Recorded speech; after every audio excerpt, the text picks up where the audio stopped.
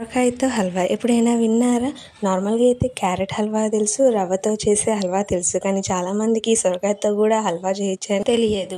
మీరు ఎప్పుడైనా సొరకాయతో హల్వా టేస్ట్ చేశారా? చేసినట్లయితే నాకు కామెంట్ చేయండి. ఇప్పటిదాకా మన ఛానల్ని సబ్స్క్రైబ్ చేసుకోకపోతే సబ్స్క్రైబ్ చేసుకోండి. ప్రాసెస్లోకి వెళ్ళిపోతే ఫస్ట్ అయితే ఒక పెద్ద సొరకాయని తీసుకున్నాను. అది పొట్టు తీసి మధ్యలో వైట్ది కూడా తీసి మంచిగా తురుముకున్నాను మెత్తగా.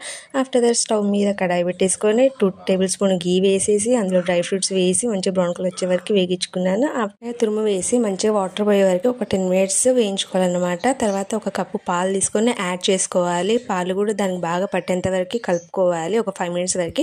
టేస్ట్కి తగ్గట్టు నేను ఇక్కడ ఒక టీ కప్పు మందం షుగర్ యాడ్ చేశాను. ఆఫ్టర్ దట్ 2 టేబుల్ స్పూన్ గీ కూడా యాడ్ చేసి మంచిగా కలుపుకున్నాను. ఒక 5 మినిట్స్ అలా కలుపుకున్న తర్వాత డ్రై ఫ్రూట్స్ యాడ్ చేశాను. సొరకాయ కర్రీ ఇష్టం లేని వాళ్ళకి ఇలా హల్వా చేసి పెట్టండి, ఇష్టంగా తింటారు. ఫైనల్గా ఇలాచి పొడి యాడ్ చేసి బౌల్లోకి ట్రాన్స్ఫర్ చేసుకోవడం అంతే, రెడీ. నచ్చినట్లయితే లైక్ చేసి సబ్స్క్రైబ్ చేయండి.